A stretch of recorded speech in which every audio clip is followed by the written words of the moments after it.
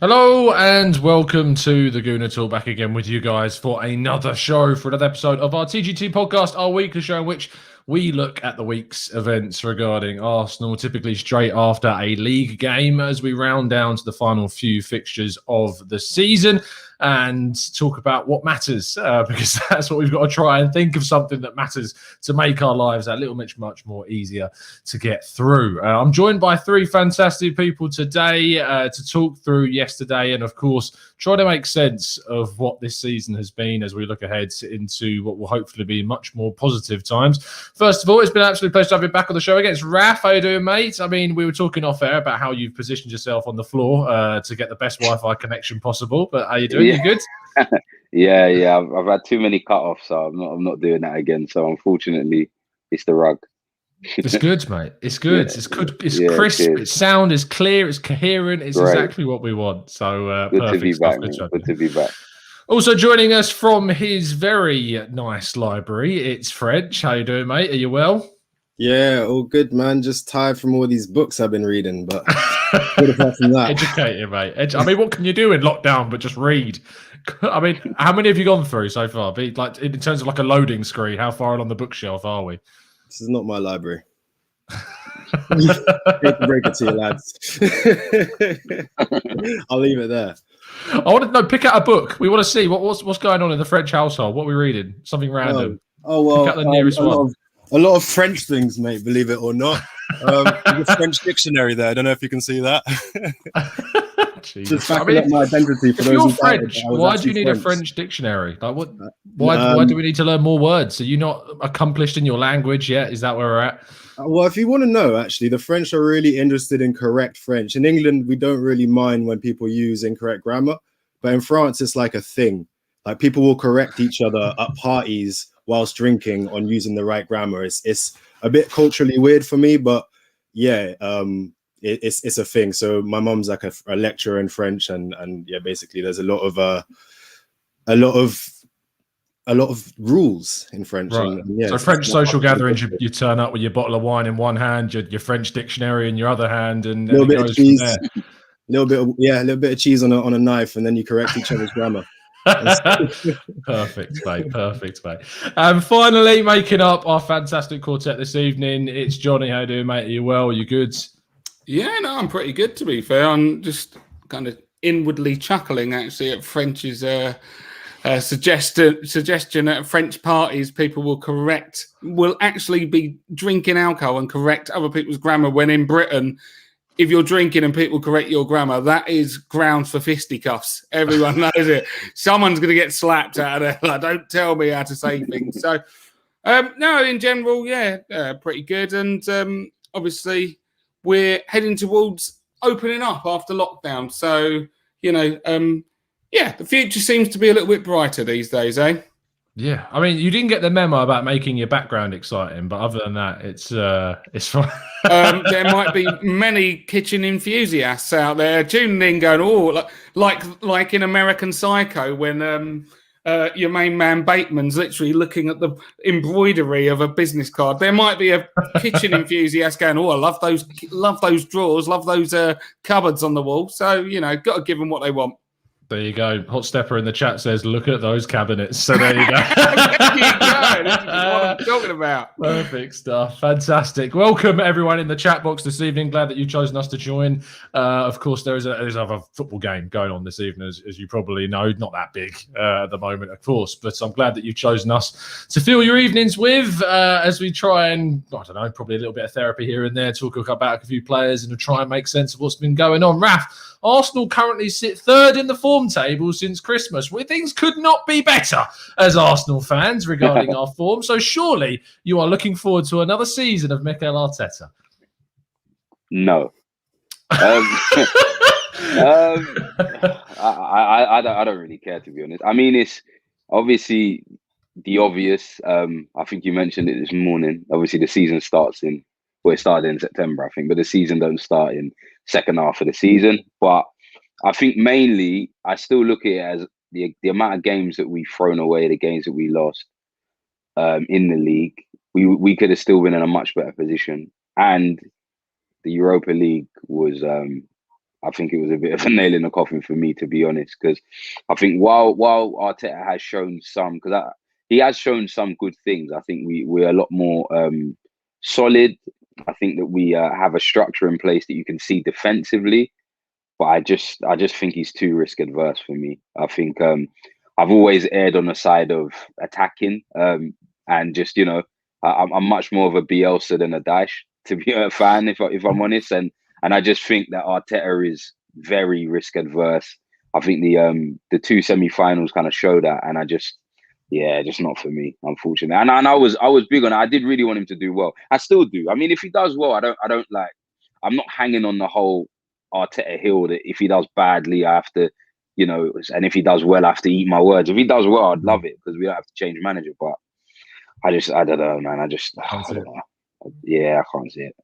Fair enough. Obviously, we're going to go into a lot more to do with that and kind of delve into the reasons as to why maybe we've got here and what will happen if there is a will in the future. But Johnny, yesterday's game was it wasn't an enjoyable watch. I'll say that. It was a weird game, that's for sure, in which obviously you get a gift of a goal and then attack versus defence for 74 minutes of the fixture. I mean, how did you break it down in your mind afterwards? Was you happy with the win, of course, but a weird display? I mean, first and foremost, you've got to be, you know, delighted with any win over Chelsea. They are officially scumbags. Like that's what they are. They are a scumbag unit, scumbag mob with scumbag history. So it's always good to put them to the sword in whatever way that it happens. But apart from celebrating the actual result, yeah, look at the performance. I thought there were things to take away, and of course, being dogged enough to get through that game when we were being. I think dominated might be over pushing it, to be fair, because I think we were relatively in control. But on the same note, I thought if they had won, they would have deserved to have won. They had the chances to see us off. In general, they looked like the better team. And I thought that outside of the, you know, absolute superstar who's really coming into his own now, Emile Smith-Rowe, there are limited things to take away and be celebrating right now. In general, I didn't know what the kind of lineup was going to be today, like in terms of opinions, but Raph's just dropped a lot of shit to pass a polygraph, quite frankly, a lot of truth out there. This stuff is right up my street. Simple facts of the matter are I'm done with Arteta. I think he's, for me, I was trying to remain open with him and give him enough leeway to prove himself one way or another. The nature, not just the result alone would have done it, but the nature of the Europa League exit for me, I think I've seen enough. And at this point, I just feel like the bridges are burned. And so even when we see good games or good results, I look at the situation and think, have we really progressed properly though? Or is it just up and down, that volatile nature which we've been presented with all year?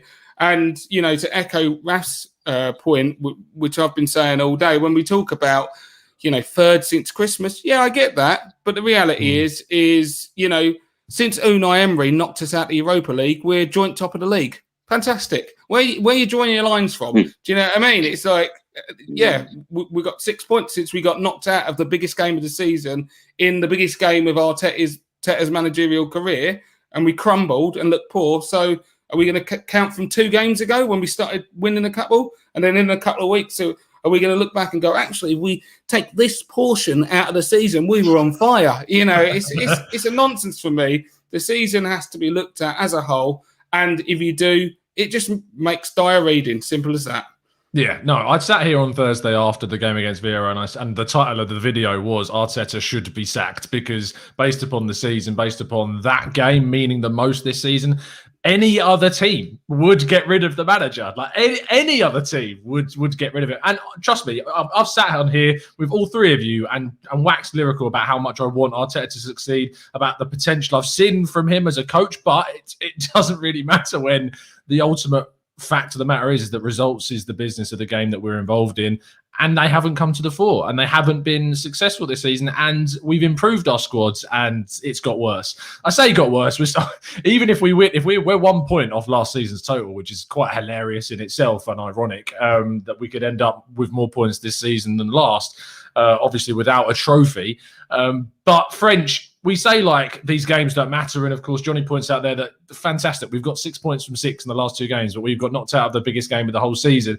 But at the same time, we talk about the fact that either you look at the fact we're 3rd in the form table from Christmas, and we are opening the door to an absolutely ridiculous and the most unlikely push for a European place because of the ineptitude of those above us, which is quite crazy. I mean, if Arsenal finish above any of the teams above us, they should frankly be embarrassed by themselves that Arsenal have managed to overcome them.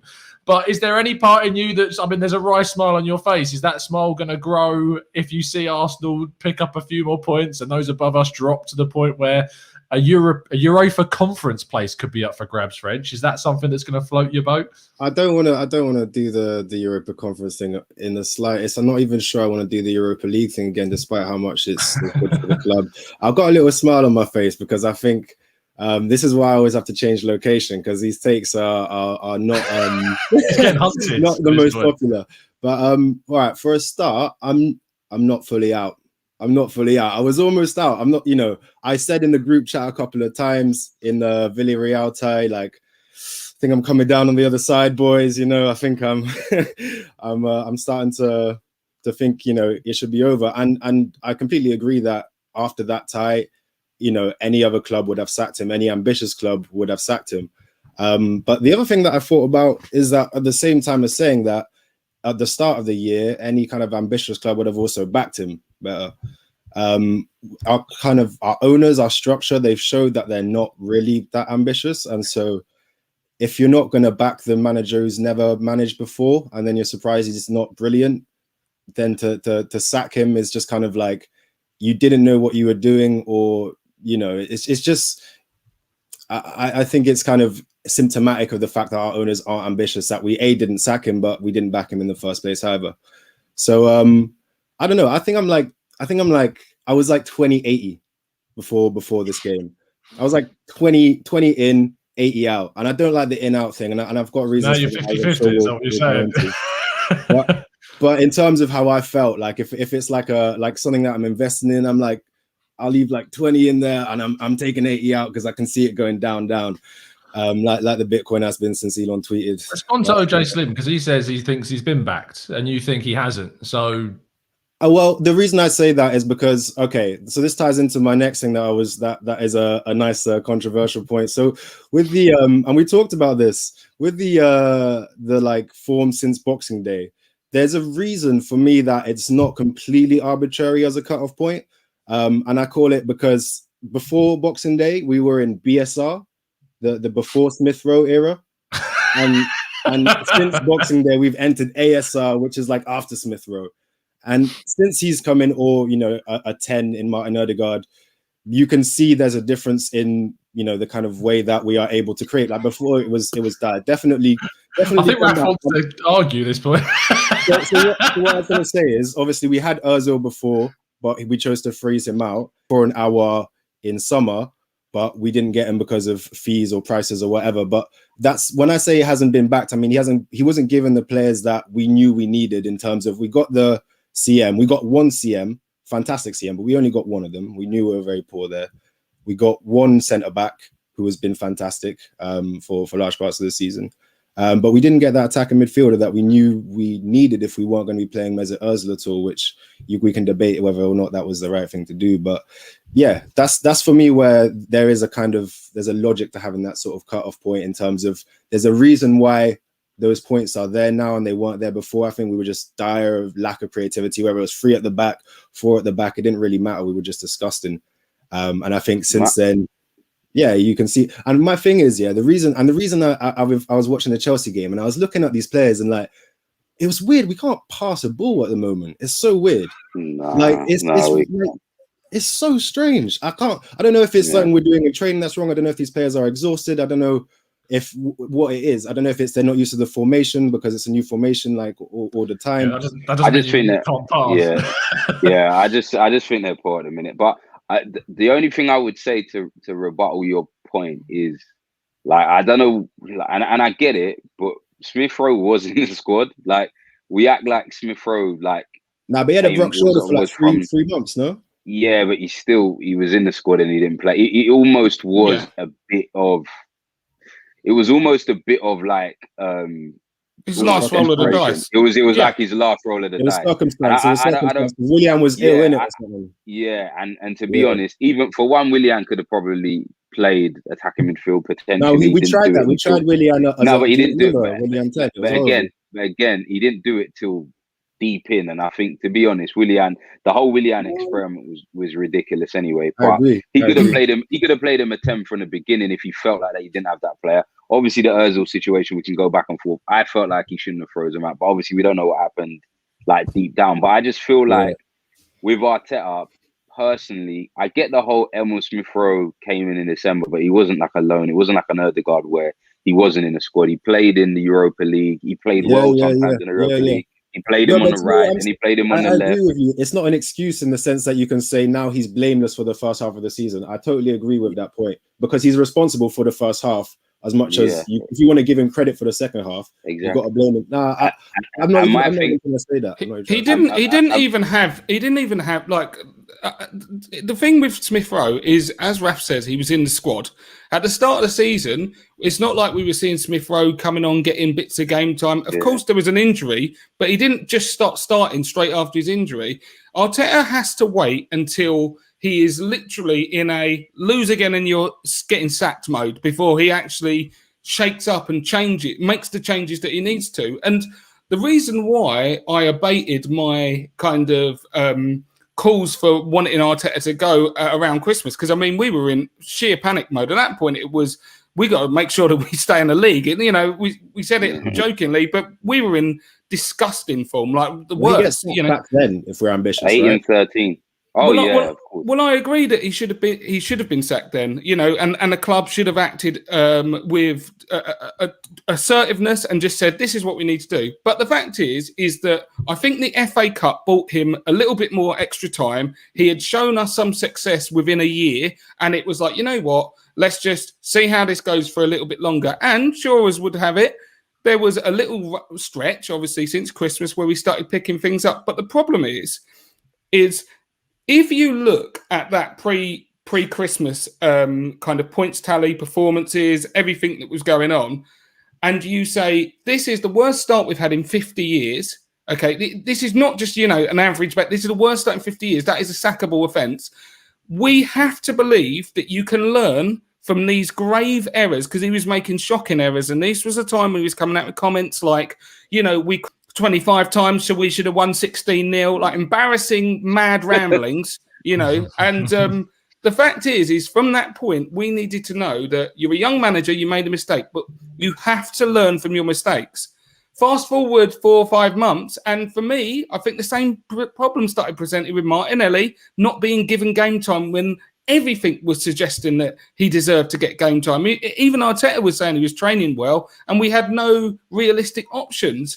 You know, alternatives who just were undroppable. There was every opportunity to do it. Smith Rowe being pushed aside for Odegaard, I have a little bit of sympathy for. But just on that point, I think, no, the reality is I don't think that Arteta has properly learned from the mistakes of the past, because he's repeating them with different cast members. And that, for me, is one of the most unforgivable things. I completely agree with all those mistakes. And I was actually, I mentioned this in the group the other day, like, there's almost like this there's different levels to what he's been asked to do at the job. And I will say, I think you're almost giving our owners too much credit in terms of the FA Cup gave him more time. I think it was just right. Raul was like kind of ousted in summer over some crazy issues, right? I honestly think that the owners just don't really know what's going on for a large part. And it was just like, let's just let Arteta. We made him manager. And he'd been coach for half a season. He'd never managed or coached a club before. And we made him manager. I think we overexposed him. And this is my kind of bigger point, which is my bigger issue, which is where I direct more of my energy, is the structure around the manager or around the coach or whatever it's going to be, the structure of the club. I think that is the biggest issue, because I think a lot of the things that you just mentioned are completely good criticisms that I've been making as well. The other thing for me that's a sackable offence is giving Pepe the same amount of minutes as Willian. That's not okay. Ridiculous. I mean, you saw in the chat bot, you saw in the group the other day where I was losing my mind at how little kind of respect he's kind of paid to Pepe. Like we moan about the guy for lacking consistency. He's not allowed to be consistent because he's not allowed a run of games. I don't think he's played 4 games in a row since arriving. That's I don't know if he's played 3 under Arteta. Yeah, I don't think he's played 3 games in a row under Arteta. Yeah, and it's ridiculous. It's ridiculous. I feel like with Pepe especially, and I don't know if it's the price tag, and I don't know, but I think Arteta is like, I don't know. I don't want to say sociopath is probably a bit extreme, but I feel like maybe I don't know. His attention to detail.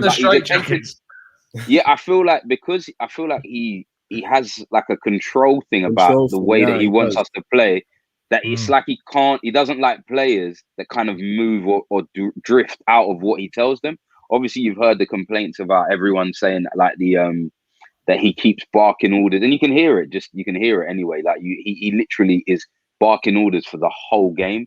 Like there's no element of kind of like control, and everything's so functional. And I think that when you look at the way that some of the players that he hasn't seemed to play as much, the Martinellis, the Pepes, maybe they are the ones that may kind of do a bit more off the cuff as opposed to players that maybe completely listen to his instructions, as opposed to a Xhaka, for example, who I do think gets a bit too much criticism at times. It's probably just listens to what he says, and even through his mistakes, he understands the instructions a little bit more clearly. That's what it seems like anyway. But and then even a Willian, to be honest, because Willian, I think he looks after the ball well.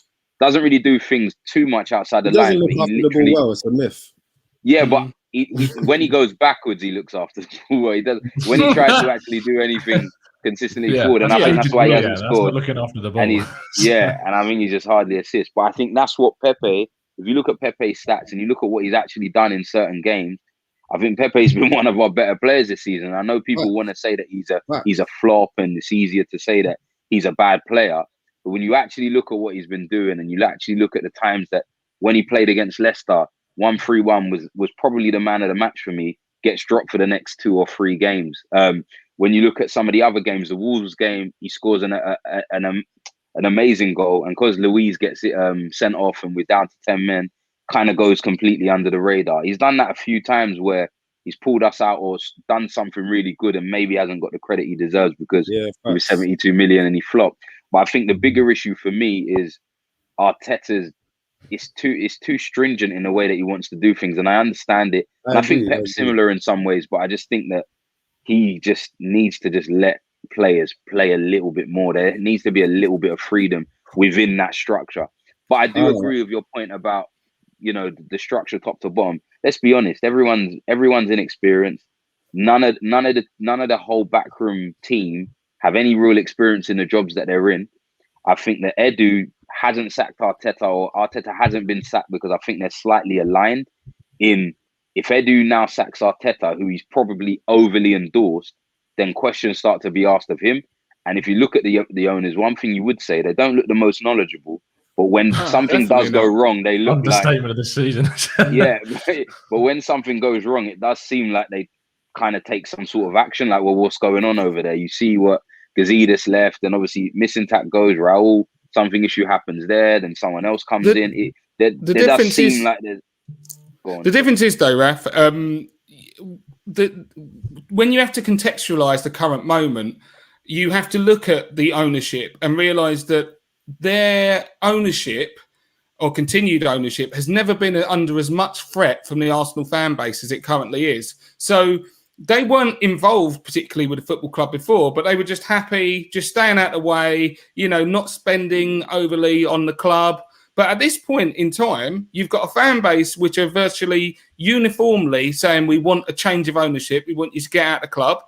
They've appointed 2 managers that, whatever you think about Arteta, at least half the fan base, in my opinion, want him gone. At least half now. I think they've given up. So at that point, for at least half the fan base, they've since Wenger's gone, a man who they just signed the club and just let him do whatever he wanted. They've made 2 appointments, and within 3 years, they both look really bad appointments, quite frankly, and needed to be replaced. everyone who's making decisions at Arsenal is making bad decisions. And that goes from the CEO to the director of football to the manager. The reality is everyone needs a change, but you can't force the Cronkies to sell. They own the club. But I do think that what we need as a key word at Arsenal, the one word more than anything else, is accountability. We need people to do their jobs or get the fuck out the club, quite frankly. Apologies for language, but that's the reality of it. You know, so whether that be Vinay, who's not done this job before, and he is trying to employ people that are experienced in this world as well. But when you look at someone like Edu, he's not managed a club. He's not been a director of football at a club this big before. He's making mistakes. Who brought Willian in? Well, exactly. But I think Arteta had his mitts all over that one, unfortunately, as well. And as well, you reckon he wanted Cedric as well? I don't think Cedric. Does Cedric exist still? I don't think Cedric's that bad a signing. You know, like no, but this Arteta don't like him, does he? Because he's played Saka at right wing back. Bellerin came on. Bellerin got introduced, put Chambers at right wing back, and Bellerin's going, and Saka's not a right wing back, and they've both come in ahead of the guy that we've just bought. Cedric. Something's happening there, I think, because it was. If you remember, it was since the Slavia Prague game. After the since the Slavia Prague game, he hasn't played. So something's clearly. Something's clearly happening. That's how bad it was. But you know what really frustrates me about that is that we saw Xhaka play there game after game after game, and we knew that it wasn't working. And what annoyed me more, and we talk about kind of Arteta in press conferences, is like he said that but he's had some good performances there, and we were like, against Sheffield United where we absolutely blitzed them, and Slavia Prague away where we blitzed them as well. We didn't need necessarily a great defensive performance from the left back or even an attacking performance from my left back. And then after that, everyone could see that there was an issue with the left back spot. And what really pissed me off was that as soon as we got knocked out of the Europa League, Saka goes straight to left back against West Brom and looked great. And I was looking at that going, are you kidding? Are you having a laugh? At least have some decency to our souls and put Cedric there. Don't mug us off by putting the guy that we've been calling out for weeks to sit at left back and play really well. And he played Martinelli up front. Yeah, and I want to kind of bring this point back to also what we were talking about earlier and what we were talking about with Smith Rowe. I have a lot of sympathy for your point, French, and I've been kind of putting that out there as well. There was an injury with Smith Rowe.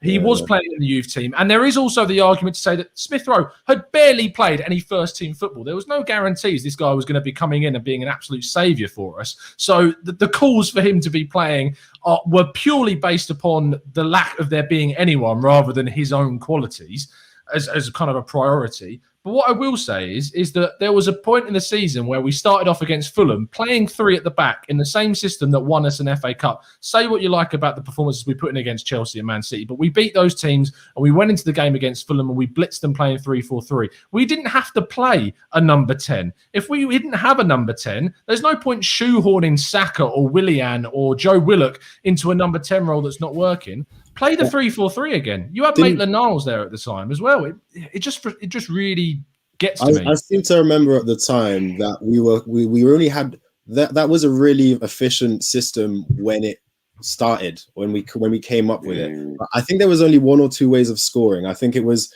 we play out from the back, Tierney puts it up that left, switches it through to Lacazette to the right, and then they switched from the right to their front. French, when we stopped it, we had no way of scoring.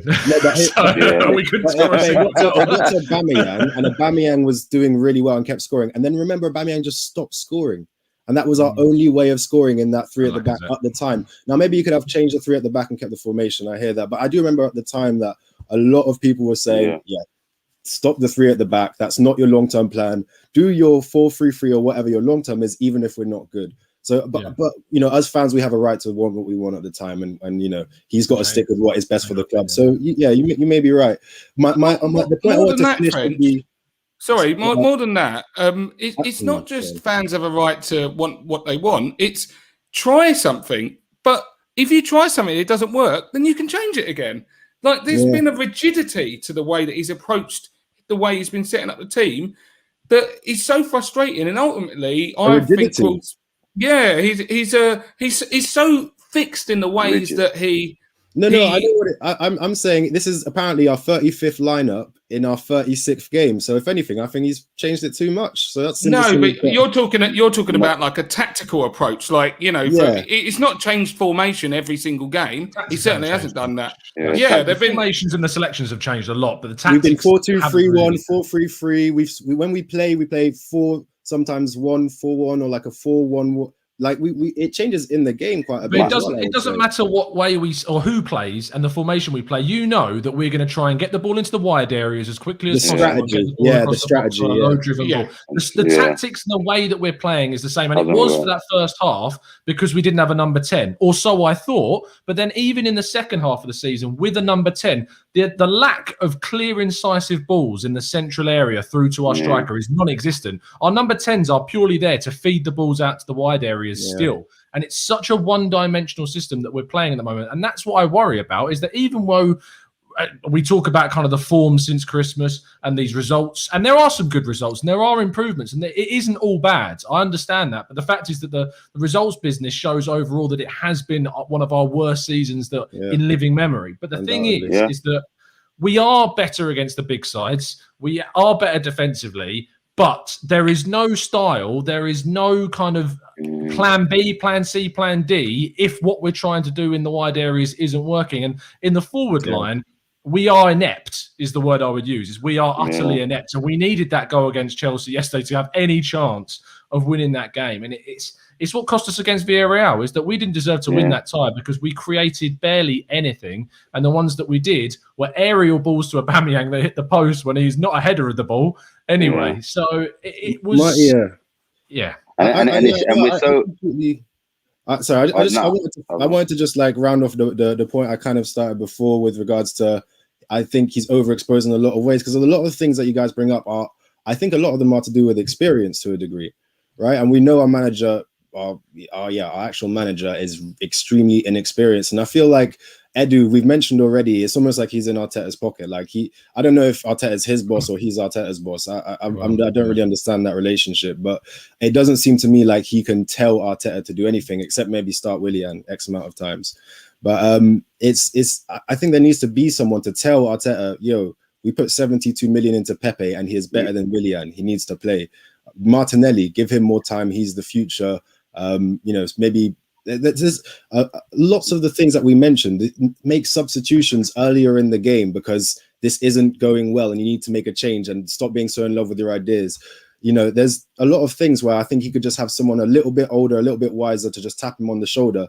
I think he's surrounded by a lot of inexperienced people, whether it be, kind of just around him in the back room, a lot of young guys, a lot of guys who've not necessarily been around, and, higher up as well. So for me, I think that's a big part of it. But a lot of his things, they're completely indefensible. I mean, so many, like we've mentioned, so many sackable offenses by themselves. And I think for me, it's just like, I know, obviously, we already knew he wasn't going to get sacked.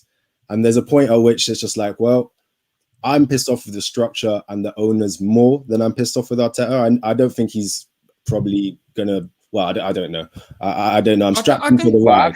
I think the issue is, for me, though, in that is, as much as I understand that he's inexperienced and I understand that he's going to probably be learning things that ultimately he's never been in a position to do until this time, that's not really my fault. Like I don't care. Like while I understand it, that's on the people above. Yeah, that's on the people above that gave him the job. And ultimately, he's put himself in a position where he feels that he's ready to take the Arsenal job. So the criticism should come exactly the same way as it would if it was Pep Guardiola, Jurgen Klopp. Because ultimately, when he was being praised and when he had won the FA Cup and he was being called a revolutionary tactical genius who's doing tactics that nobody's ever done before, and Bielsa was coming out saying, I've seen tactics in him that I haven't seen in other coaches, and everyone was waxing lyrical. So to me, the way I see it is, you're in the Arsenal job, which is one of the biggest jobs in the Premier League by far. Let's be honest, we're the third biggest club in England, and it's one of the biggest jobs, probably one of the biggest fan bases, all of that stuff, and you're in it, and the benefits that come with it, you've seen, but also you have to take the criticism and you have to take the negative. Yeah. And ultimately, his rigidity, like similar to what Johnny said, but also his reactionary behavior. Like he takes too long to make substitutions. He makes the same substitutions when he makes them. It's like for like. It's Aubameyang when you need to score, or for Lacazette in the biggest game of the season. It's players are too young and they need to go through a process and all of this nonsense. And that's why Saliba didn't play for the whole season, even though we were leaking goals. Even though, and whether or not you think he's ready or not ready, he seems ready enough at least, to be honest. Considering the fact that you were playing Mustafi, even though you knew that he was going to leave, and you're playing Nketiah, even though he's probably going to leave. I don't know. There's just a lot of things that he does that confuses me. The reliance on Willian when he hadn't scored, he wasn't creating, and you persisted on playing him, even though we were losing 8 in 13. It's just, I just feel like with Arteta, he hasn't done himself any favors in being so stubborn in certain aspects. And I do agree with your point about, the top to bottom things being wrong. And I think Edu, a lot of it seems like the Kia direction kind of earring, like he's got his ear a little bit and that stuff. I don't know if that's played an impact on Willian or whatever, but he just seems he doesn't seem ready for this role as well, to be honest. It all seems too big for all of them. I think we should get Luis Campos. I think that we just need to just have a reboot. That'd be nice. That's me personally, anyway. When you think about the director of football, when you think about the director of football, like, I think there are some sound calls for Ralph Rangnick to be really tapped up right now, and that would probably be the most important signing we could make. If Arteta was to succeed, it would be under a more robust director of football, someone who could set up a culture at the club. Because what we thought Arteta could do, because he started well, and because of who he trained under, is that he could come in and inject a culture into the club, a culture of winning and accountability that would see us through and on a new path, a new direction. That, for me, is the biggest thing that has been proven is not going to be the case. Because the reason why we're having these conversations about his approaches, and thanks to Tom for clarifying, when I say rigidity, it was more about his kind of outlook and his approach to games rather than an odd formation. But the thing about Arteta is his inexperience is getting exposed now, and those that still believe in him could say that, under a different director of football, would he be able to take the club in a different direction if he was just focusing on squad matters, But the fact is he didn't. I'm not saying I'll blame him for this, because a lot of people wouldn't turn down a promotion if they were offered one. But at the end of the day, he's 6 months in the job and he wasn't going, I'm not sure I'm ready for managerhood, if you like. Let me just be the coach and stick to that. He was like, I'm the nuts. I'm going to come in here and smash it all up. Well, guess what? You're not. You know what? It caught up with you real quick. And at the end of the day, decisions like this are what can shape your whole managerial career. But I think the key thing here is more of a philosophical question when it comes to Arsenal. First of all, I don't think that when we talk about, again, accountability, Edu or Arteta, they're not mutually exclusive. There's enough blame to go all around. And if anything, they should all be getting replaced. But the thing for me is that even if we changed the director of football, I still feel like I've seen enough, or not seen enough from Arteta, enough to worry me, I should say, that I think, someone else could come in and do a better job. But if Edu is not going to get replaced, then I would definitely say that Arteta has shown himself to not be ready for this current setup. We've granted, as you've pointed out, French, potentially a lack of support from above him, but that's what we're dealing with. That's the way it is. Yeah. So if you can't handle that, then get out the club. You've shown that doesn't look up to it. I completely understand that, and I completely emphasize that point. That's also ideally where I stand. I think that's what we'll have to do, and we will end up doing if he doesn't pull the results ultimately.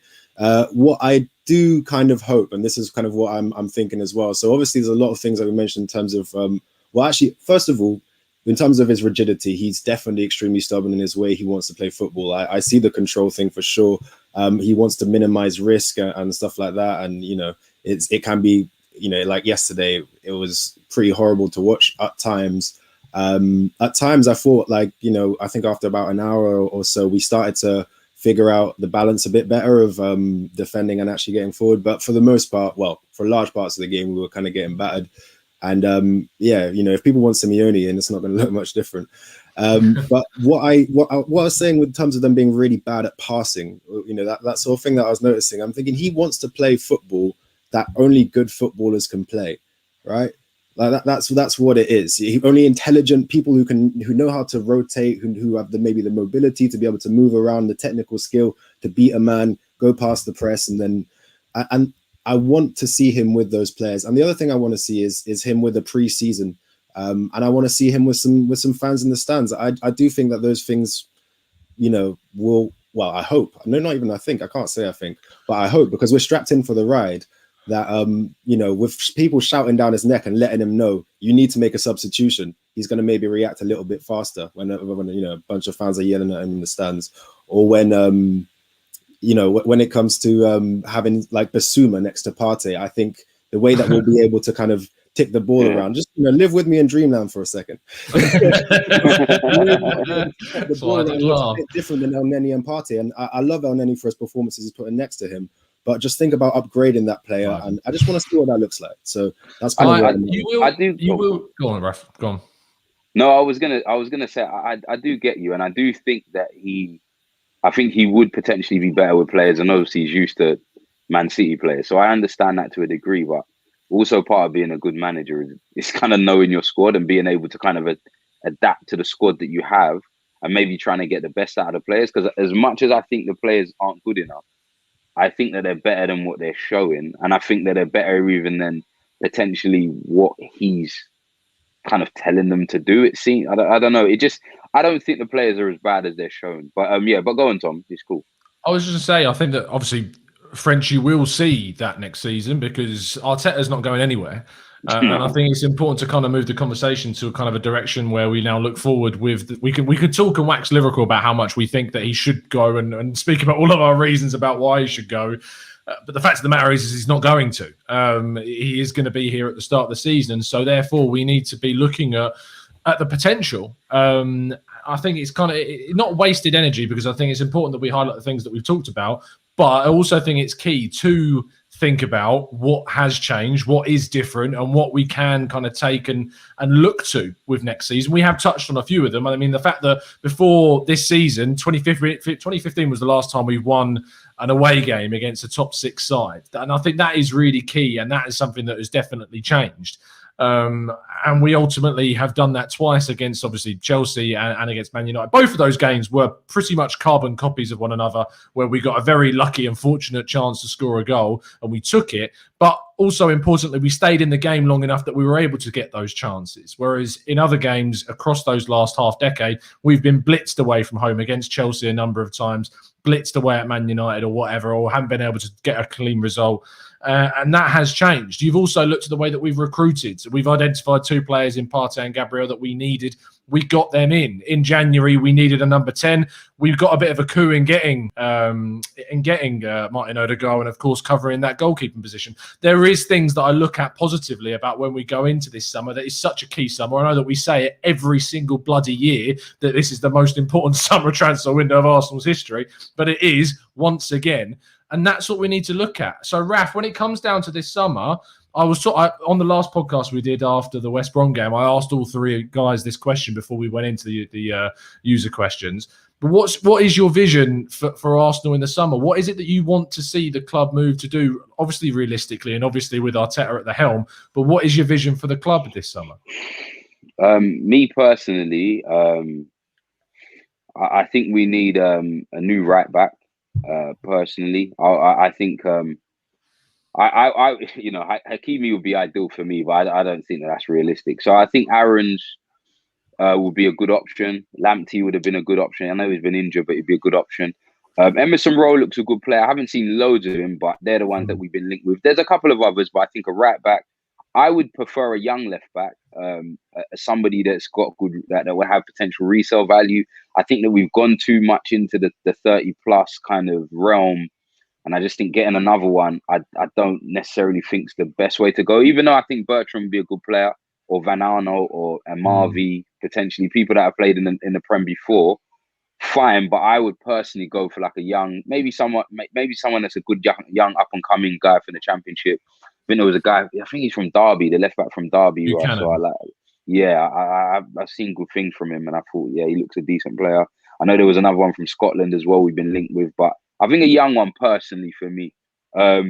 We could, depending on what happens with Saliba and Mavropanos, I would obviously bring back Saliba, but if you wanted to bring in a right centre back because Louise is leaving, and then do that. But I think another midfield is key, and I would get another forward. So whether it be a winger or an out and out striker, it depends. I'm not. I think we could move. It depends what he wants to do with Martinelli. I think you're still going to have Aubameyang there. You're still going to have Martinelli and Balogun, so you could potentially use them as your three. Because I think Lacazette. I know there was been talk of a new 1-year deal, but I just don't see why he would do it, and I don't think that we should either. So yeah, I would get a forward, and then obviously an attacking midfielder. Personally, I would get Depaul or Aouar, but I could understand Buendia. Definitely, he's a good player, and he's got Prem experience as well. Or Fekir would be a good option as well. I think there's options if we can't get Ødegaard. I think there's so many options. I think what we just need to do. You want him? Do you know what? I think I did, and I do to a degree, but I wouldn't lose sleep if we didn't get him. I just want us to make sure that we get the right person, if that makes sense. So my only issue with Ødegaard is he looks like once he gets injured and then he comes back, he takes a while to kind of get back up to speed. And I think that's what we've seen kind of now. And he does seem to get these niggling injuries quite a lot.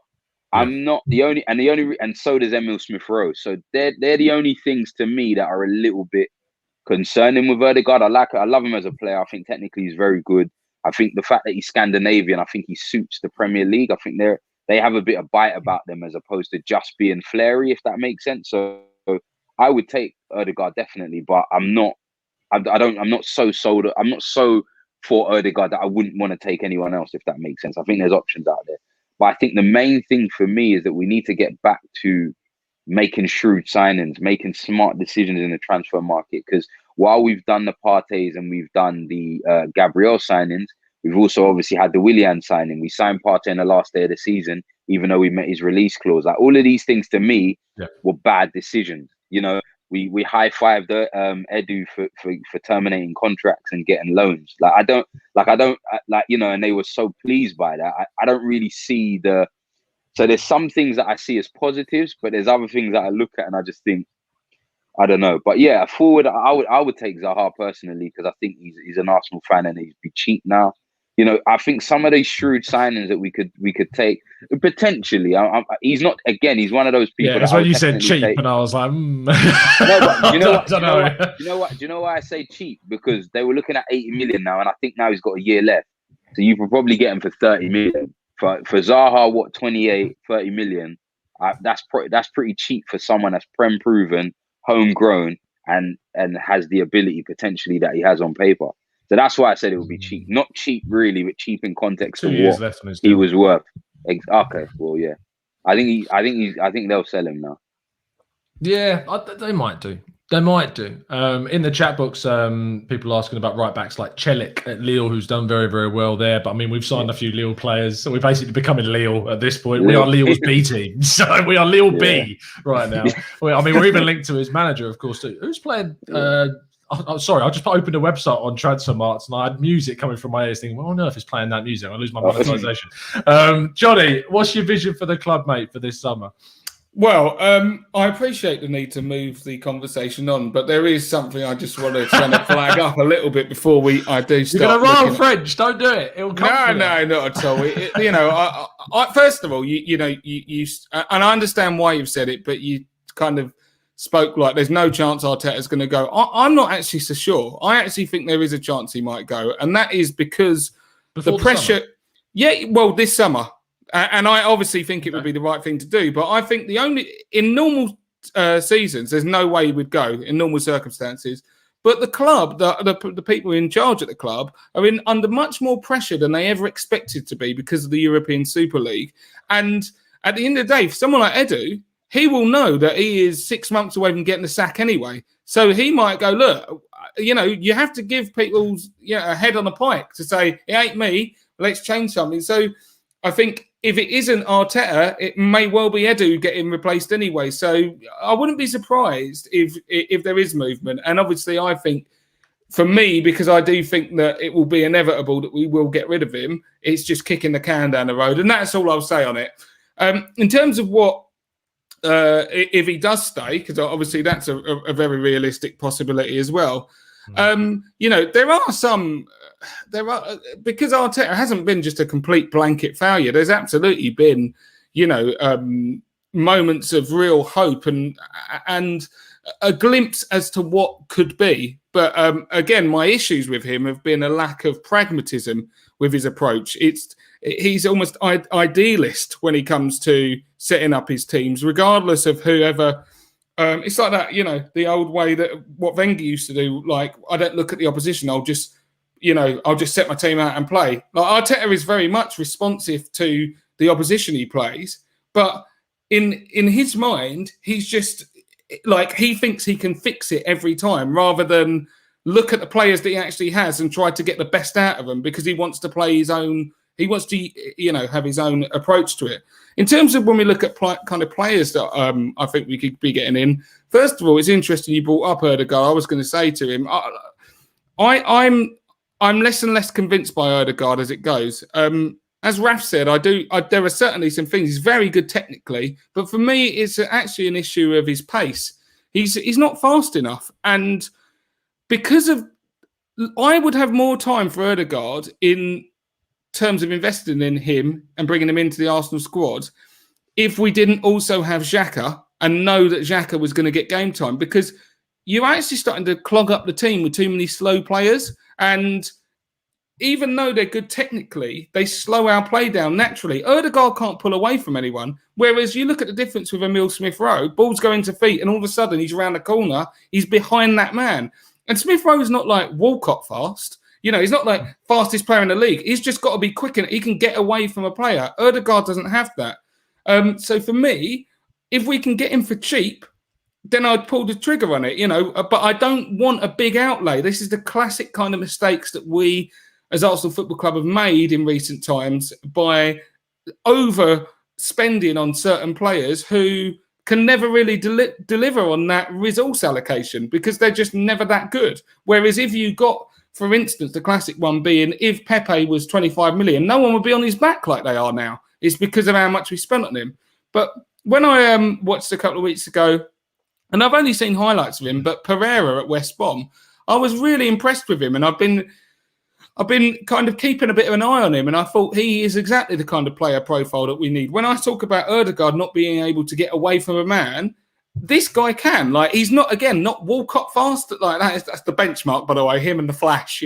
Well, Theo couldn't do loads, but he was certainly quick. But, Pereira has the ability to run past someone, to get in behind. He looks like a smart finisher. He's dangerous. His numbers, his stats alone, in a team that's just been relegated, suggest that there's more talent there than championship level. And if not him, and we do, because I think that with Smith-Rowe, you have the ability to maybe start pushing Smith-Rowe into the number 10 and saying, you are going to play there now. And that is where we hope you to be. And then if not, we could maybe have Maximan as well as an interesting player who's got Prem experience and always looks dangerous, So those are players that I would think about. Obviously, in the centre midfield, I think we need to stock up, and Bissouma's the name that's been floating around forever. And I think there's good reason why, but these are the kinds of players who might not be as sexy as signing someone who's, scored. Did you just look around the room to say if it was okay to say sexy? Yeah, just checking if my wife was coming with it. It's okay, we're talking about football. But these glamorous names, continental names who've maybe scored 15 goals in League One, whereas if you've got someone, even the likes of Zaha, who is, what's the old adage, cold Tuesday night in Stoke, they're not in a league anymore, but Burnley was still a go-to, and someone who's going to not shirk those kinds of games, because the change of mentality can absolutely come from the coach and the powers that be, but it can also come from recruiting the right kind of personnel. And I think players with proven Prem experience will straight away improve the mentality, because they'll know that they can do it, rather than, I'm readjusting to the league and I'm not sure whether I'm going to be able to do it. Yeah, fair. I think there's a lot there to kind of think about in regards to certain players. Pereira is someone that obviously has impressed a lot this season. I think he will be snapped up by someone, obviously, in the window, whether it's us or not. I personally, and I feel like people who are in the chat box will pick up on the point if I didn't mention that I am personally not the biggest fan of Saint-Maximin, purely down to kind of his end products being a bit of an issue for me. I think he's all flair and he's all tricks and skills, and he's one of those players where you watch a game for Newcastle and you're like, wow, this guy is standing out like crazy, but actually his output, I don't know if it would transition across for us. I don't think he's any better than Pepe, to be honest. Like if you're going to look at a player, and is he any better than Saka and what his potential is? And so I always kind of look at a player and I'm going, if you're going to bring someone in, look at what we've already got. Are they better than what we have? Are they going to improve? Are they going to upgrade on what we've got? And if it doesn't answer that question, that's usually for me enough to go, you know what, it's probably not. Now with Pereira, even though we got Smith Rowe there, we haven't got enough quality in the position in terms of frequency and overall quality as well. Odegaard's not going to be here next season, we imagine. I can't imagine he's probably going to be here next season. Pereira, I think, does add that. But do you see what I'm saying? I don't want to come across as just like slamming your choice, but do you see what I'm saying? No, I agree with your rationale. I don't agree with your assessment. I do think he would add something to our team. I'm not 100%. Whilst I do get the arguments for Pepe, I'm not 100% convinced on him. There is a mentality issue, I think, with Pepe, which, in the same way we talked about Arteta, needing more support from above. And unfortunately, he might not be able to get it. So that's just the way it is. Well, Pepe, I think, is in a similar boat. He needs far better man management, and Arteta is letting him down on that front. But if Arteta stays, well, guess what? That's what it's like, Pepe. So, you're going to have to wake up and crack on with it or get out, mate. Certainly out the squad and don't expect to be played. So for me, I think Saint-Maximin has shown enough. And I'm not wedded to this idea. It's not like him or nothing, but he's a name. And I think... Is that who you were calling sexy? Is that? There we go, yeah. He's a guy who has shown enough for me to feel that he's dangerous. He's been dangerous in big games. He's had injuries issues as well. But in terms of player profile, he's 24. He's quick. I think he's very skillful, can go round people, and he can finish. So, it might be that in 6 months we are looking at a Pepe, or certainly Willian. I think we've all got our answers already that he's not good enough, and if we can replace him, but we might be looking to replace them. The only two I'd say that we're really fixed on is Saka and Smith Rowe, and obviously Martinelli may be that striker area. Obviously, if not, but we may well need support in those areas, particularly if we don't sort out our striking options. French, your vision for the future. Not for Arsenal, not for your life or anything. All right, okay. Come join me in Dreamland, fellas. All right. Here we go. Put your I'm pushing out the boat. guys. I'm pushing out the boat. All right. Few reasons I'm doing this. One, I think we're obviously not going to be in Europe. We've just got the league to focus on. For me, we need to make our starting 11 as good as we can make it. Because it's not going to be a squad game as much as it usually is, because we're not going to have all these different competitions to balance. So I'm less worried about, and we need obviously backups where we don't have any, but I'm looking at getting, like Tom was saying, upgrades on first team players, or at least people who can challenge for those positions. Obviously, right back, I don't know so much about. I like Lamptey, but I take a lot of people's point about him maybe being a bit short and a bit weak defensively, possibly. I like the Aaron shout. I just, in terms of reasonable price, and it fits into my roughly £150 million budget that I've created for myself in my head. Yeah. Reason being, this is my second reason I'm pushing it out, because again, owners under massive pressure like never before. They always talk about investment and stuff, and it's a big summer.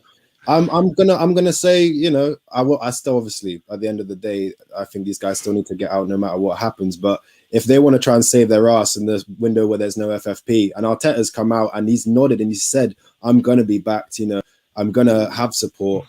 So go get Jack Grealish. There we go. Go get Jack Grealish, get Bissouma, and get Aaron's at right back, and top four we come, baby. Well, I mean, no one's going to argue with you. For me, with respect, I thought mine was, you did preface it with that you were in dreamland, but I tend to agree. Like, we ain't getting Jack Grealish, man. I mean, if it's as a TV, about Aubameyang? The short thing. I don't know, man. Like, we would need to kidnap his family, I think, for him to come to Arsenal at the moment. He's he's a fan. Bring him in. Yeah, I mean, don't get me wrong. French, none of us are disagreeing with in the point that we wouldn't take him. We love him. Like, trust me, we'd love to get Jack Grealish. But it's I see your rhetoric. I see the idea. I see the theory. It works. He's an Arsenal fan. He's been tweeting us. He loves us. Yeah, he would be a perfect Arsenal content creator. Trust me, he'd be perfect for it. But we just don't know. Like, I see, and obviously about the resources.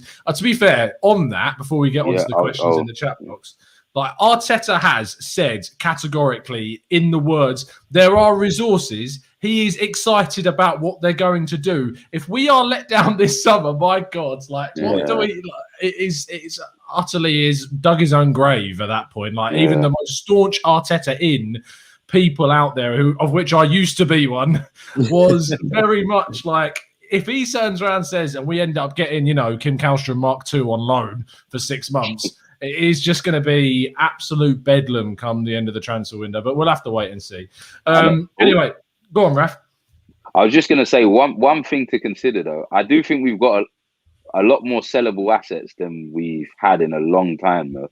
That's one thing I would say. You could literally look at Nketiah, Nelson, Bellerin, Lacazette potentially. I don't know about Xhaka and Leno, but there's talk about them. And then obviously you've got the loan guys like the Mavropanoses of this world and stuff. Like, we could generate 80 to 100 mil potentially just on sales.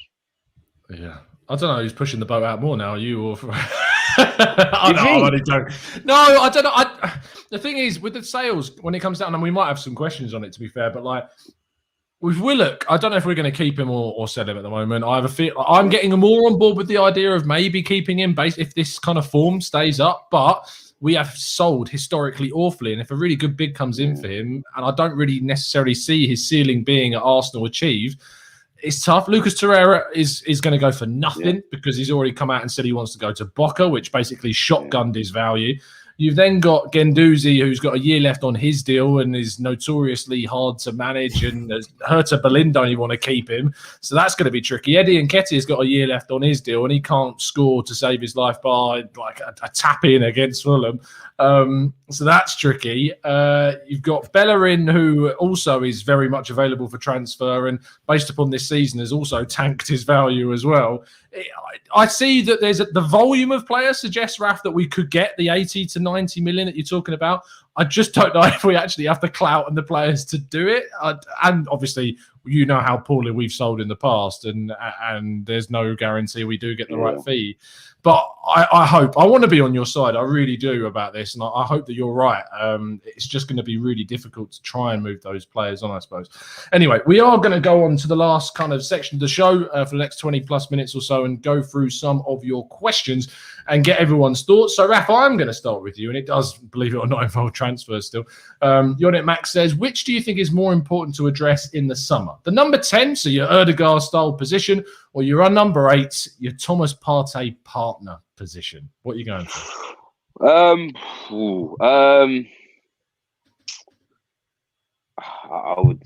still kind of say number 10. They're both, to me, they're equally important, but I think that shades it only because of Emil Smith-Rowe's injury history. He just seems like I don't know. It seems like he can't play 2 games a week, and obviously we don't look like we're gonna play 2 games a week much. But I don't think he's as reliable yet as to play week in, week out. So I would still probably say a number 10. And if you consider how bad we were at the start of the year, without anyone that was offering that creative flexibility, then I would have to say that. I think we have to get an attacking midfielder.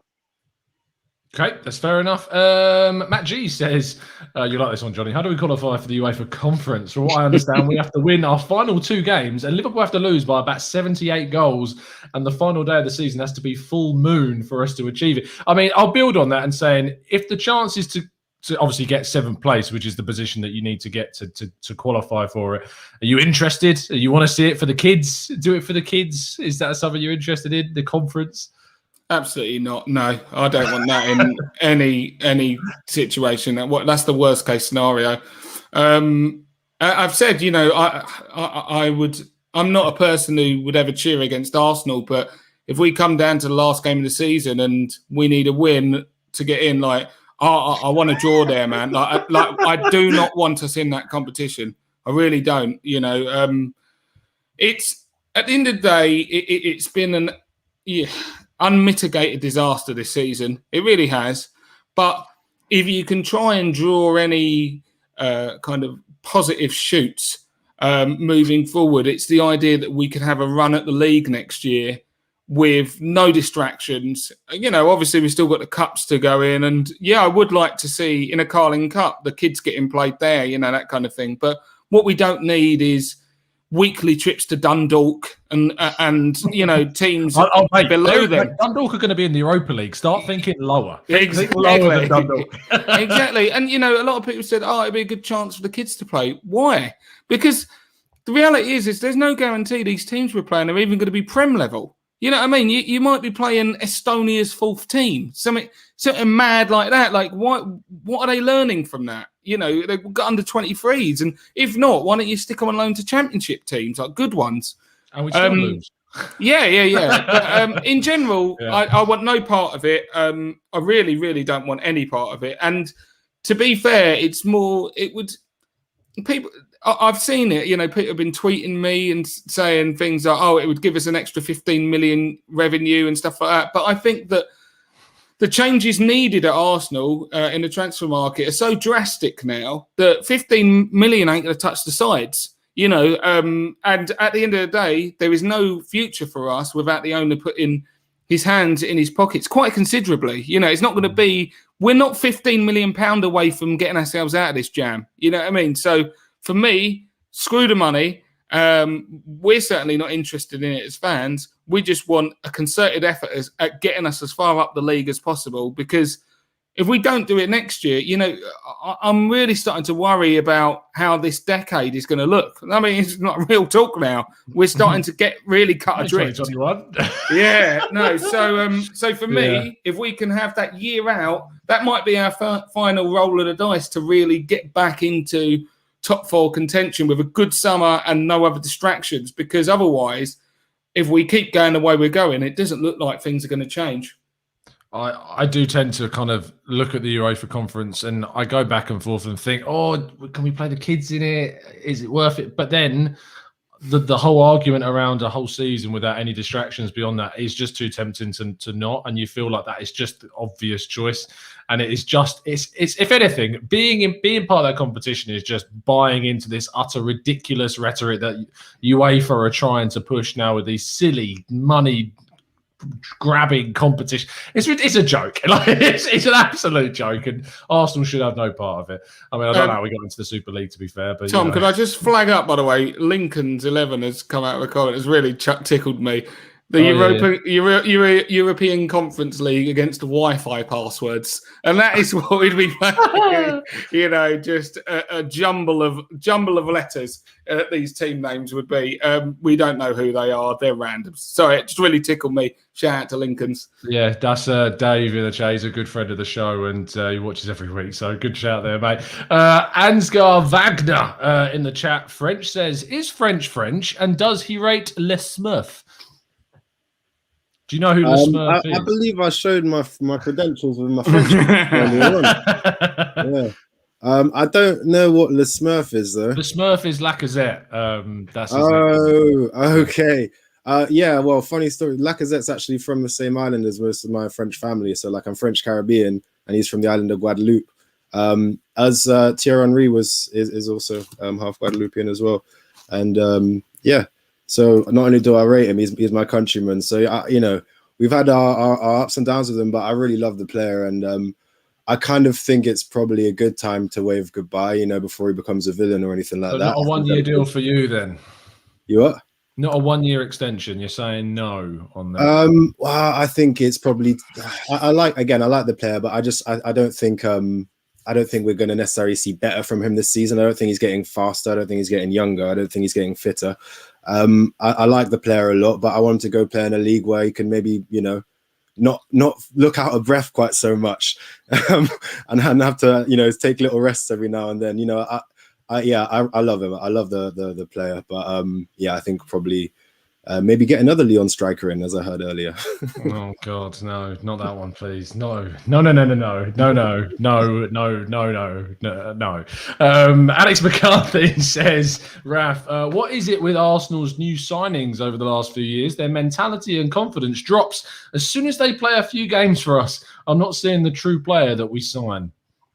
Do you know what?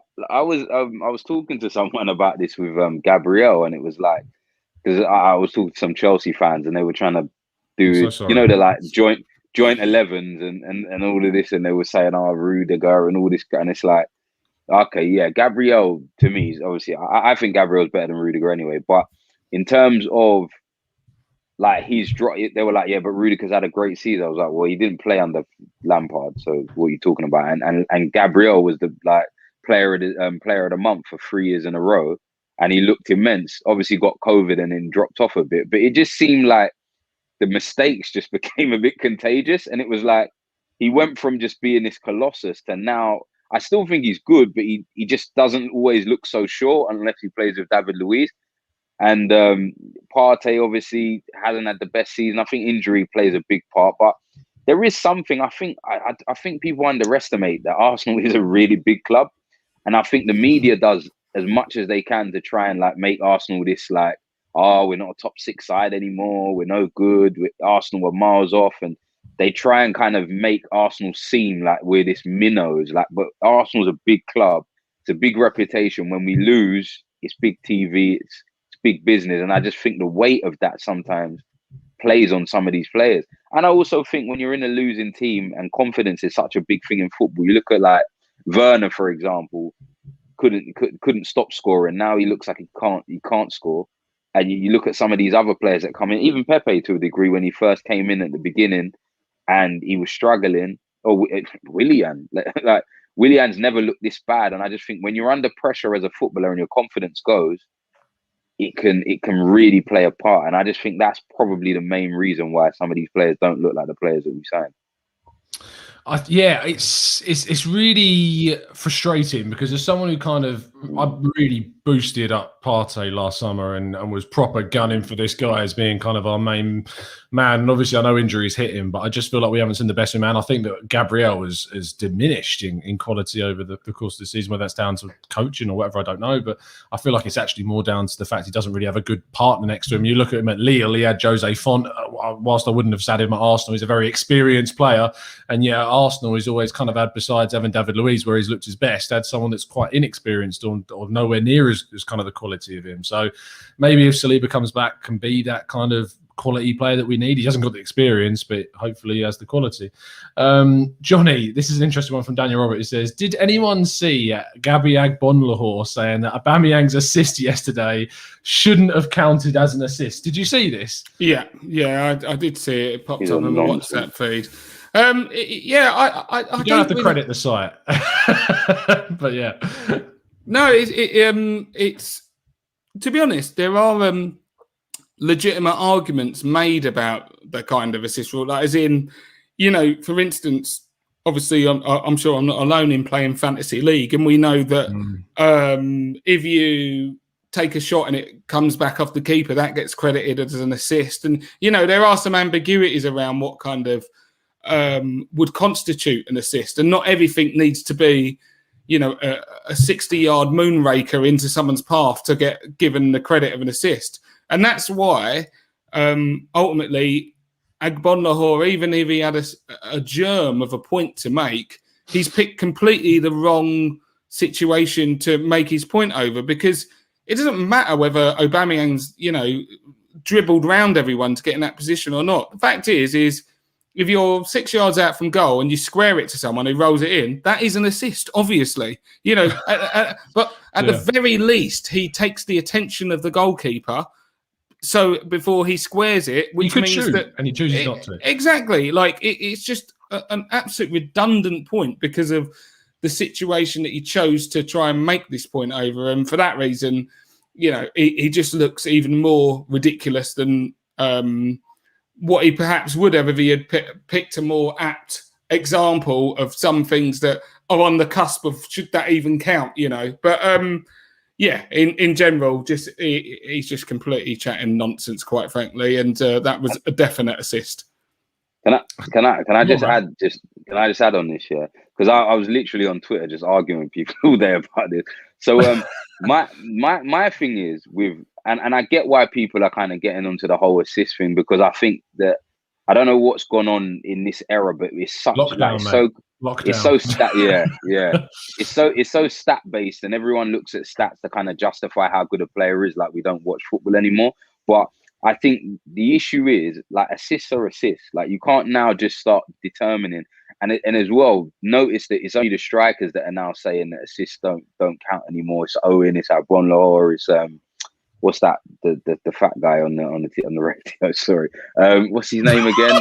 Oh, you know what I'm talking about. I do, but I feel I might be just castrating my name. Actually, I don't know if I can say that, but yeah, it's strikers, and I feel like ultimately, all right. For example, the Aubameyang one's a good example. If he misweights that pass and then he hits it and he overhits it and it goes into and it hits Smith Rowe's shin because he belts the pass at him, we don't score the goal. If he doesn't run and take that chance, if he tries to shoot and misses, we don't score. So how can you not class it as an assist? And we don't look at, there's goals, for example, you could have shot 30 yards and it hits it brushes my shoulder, and that's a goal for me. Or it comes off, or it hits the post and it hits me in the face and it goes in. And then we've all lived on the mantra of all goals count. So why now are we kind of trying to diminish an assist based on the fact that you think it's a 2-yard pass or a 30-yard pass over the, it's just nonsense. But yeah, go on. It was just a bugbear, man. No, I feel this is what he's here for. It's therapy, mate. It's what we're here for. Assists for me are something, obviously, I agree with you completely in regards to the kind of theory behind it, that we have become a much more stats-driven kind of game. That comes down to a lot of reasons behind fantasy football, where that's definitely driven kind of a stats-based look at things and wanting to get kind of the latest scoop and who you should be playing in certain teams, transfers, of course, and comparing players to one another and trying to win arguments between player comparisons. I think that's come into it. But yeah, an assist is an assist. Like, why? Because we, at the moment, for an example, we bemoan the handball rule, right, as something like all the time. It's what's a handball, what isn't a handball. I don't want to be having debates with people about whether an assist has been given or not. It's bad enough with a bloody handball rule, let alone assist. So yeah, just annoying. I wanted to highlight this question from Tom Sabol, French, who says, who does Xhaka have pictures of that has kept him in every manager's Yeah, well, we're forgetting that Xhaka has the keys, right? when Mama used to go out, the big brother didn't get the keys. It was Xhaka, all right? So he's got the keys. That's the end of it. I'm probably the perfect person to ask this question to, because I'm someone who, like, I want us to move on from the type of player that he is. I think we've someone pointed this out the other day to me, we've amassed probably the slowest centre midfields in, the top half of the league, or maybe we've got Herrera, Guendouzi, we've got El Neni, we've got Xhaka. We've got Mikel Arteta as manager. Right. Partey's our fastest CM, and he's, we saw him get a little run on the other day, but we wouldn't necessarily think of him as a sprinter. This is one of the other reasons I think someone like Basuma would be nice, just someone a bit more mobile. The thing with Xhaka is there's obviously a lot of things he does very, very well. No matter how frustrated we might get with some of his attitude issues, or maybe even some of his athletic shorts, I guess, the things that he just physically can't do, that sometimes when you ask him to do, he ends up looking a bit ridiculous, like tracking back or, trying to play his way through a press with technical ability. His technical ability is more in his ability to pass, as we all know. Those kind of, I think Wenger called them intermediate value passes, getting into that final third, switching the play, and just even from left back, just the volume, just the amount of times he gets on the ball kind of keeps it ticking over. Some people might say, right, he keeps it ticking over, but he goes, back a little bit too much. He should go, You know, I think there's all kinds of stats you can use to prove that. At the end of the day, he's a very, very good passer of the ball. And the other thing about it is his availability. When you pass that much, when you dominate the pitch that much as a kind of player, as a personality type, and you're always fit, you're going to start a lot of games. That's just how it is. And if you then take a lot of orders well from the manager, and I'd say for the most part, he seems to be a good professional. We've all seen times when he gets pushed over the edge, but then, you know, everyone does. So maybe I think that it did seem like there was just a kind of ending point when he threw that armband on the floor. And the fact that he's managed to come back from that is just testament to how hard he can work. And there obviously is a lot of good qualities about him, because not only has he come back from that in managers' eyes, but in a lot of fans' eyes, a lot of fans who said, don't want to see him play for the club again, I have to go around and say, well, he's played a lot of good games. He looked good partnered with Thomas Partey for periods of time, certainly better than Ceballos did with Partey, or Partey just by himself.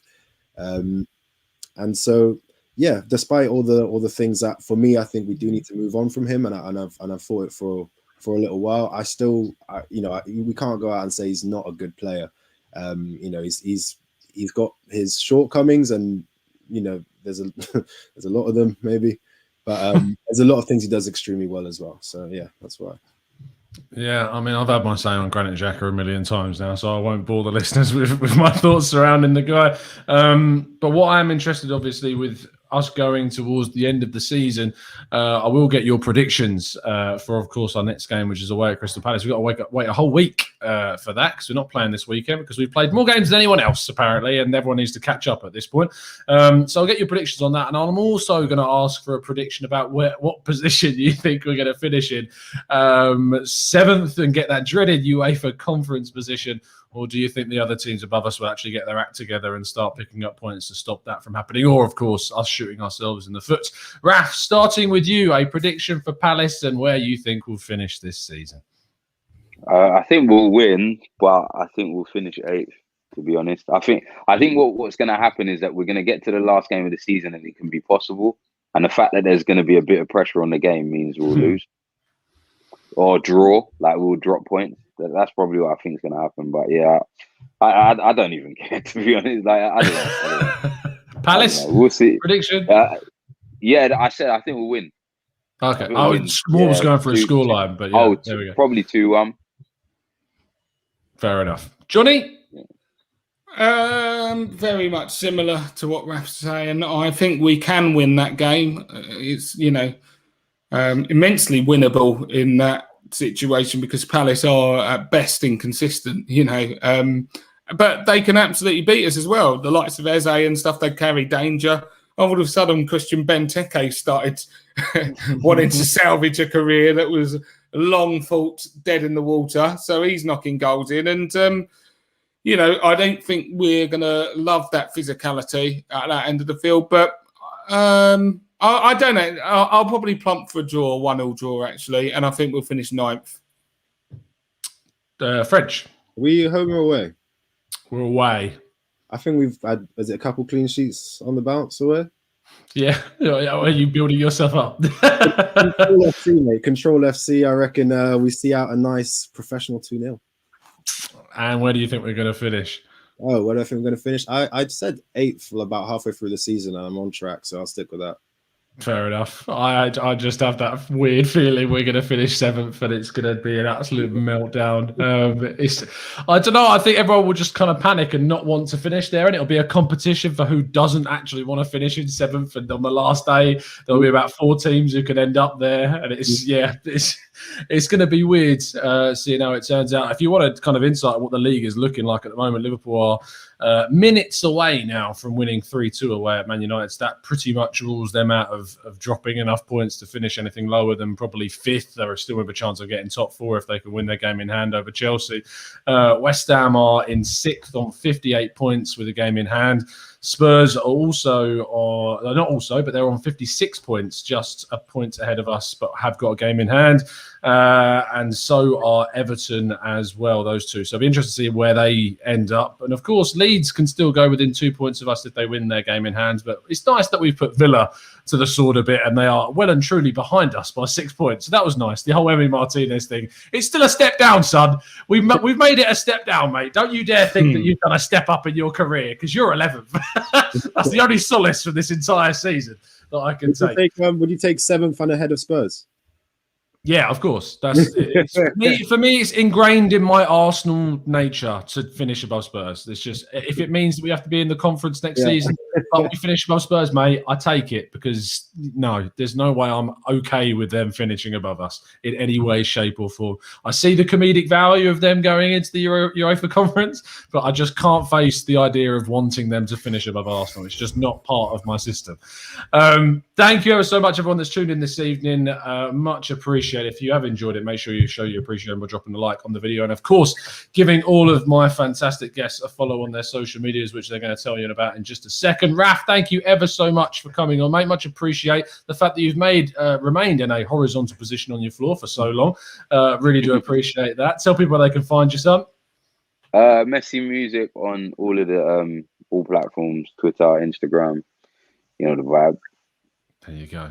Make sure you drop him a follow. Johnny, always a pleasure, mate. How's the YouTube scene going for yourself? Is it going well? Okay, I've slowed down a little bit, to be honest. I've got to be honest. I haven't done a video in a couple of weeks. Exactly. Yeah. I think there are definitely some post-mortem vids coming out, though. So do check me out on Utabe on YouTube, and you can get me at iJohnnyCochran on all my socials. Oh, just quickly, if you're a dad as well, my How's Your Father podcast, which comes out every Sunday. It's all about fatherhood. And we've got some great guests on. None other than Arsenal legend Nigel Winterburn was on the podcast talking about parenting as a professional footballer. So do check it out if you haven't already. There you go. That's definitely one to catch on. So make sure you check that out. French, always a pleasure, mate. I'm going to let you get back to swatting up on your French language for your dictionary. Much appreciate your time, son. Yeah, I got a debate with other drunk French people about grammar. No, it's been a lot of fun. Football therapy, mate. Definitely that session at the start was helpful, man. So appreciate it. And look forward. I think I'm on the next show as well, so I'll see you then. You are indeed. Yes, he signed up for double trouble. So you get French next week as well after Crystal Palace. After he says we've controlled the game, and we'll see after we've lost 3-0 from a Benteke hat-trick, as Danny said in the chat box. But you can check out French on Twitter at FrenchGooner23. If you like arguing with him and some Chelsea fans, then he's the place to go to for that, for sure. You can find us, of course, at the Gooner Talk TV and at Tom Canton Media for myself. There's some interesting content coming out from the channel. Of course, tomorrow we'll have a tactical breakdown on a centre-back link in Joachim Andersen from Fulham that we've been linked to. So that's one to make sure you check out. We'll obviously be back. I mean, as Johnny can't face the music right now of Arsenal, and for some reason I decided it was a good idea to start doing 8 a.m. shows every single day, giving you transfer updates. So make sure you tune in for those. And there'll be an interview on 101 with the Portuguese winger Bruma that I had a chat with today. He was an absolutely lovely bloke. It went all through a translator, but he was still a really great guy. We had a good laugh on the interview, so make sure you check that out over the weekend as well. We will be back tomorrow morning, as I've already said, but it's been a pleasure to speak to you all, as always, and as always, up the Arsenal.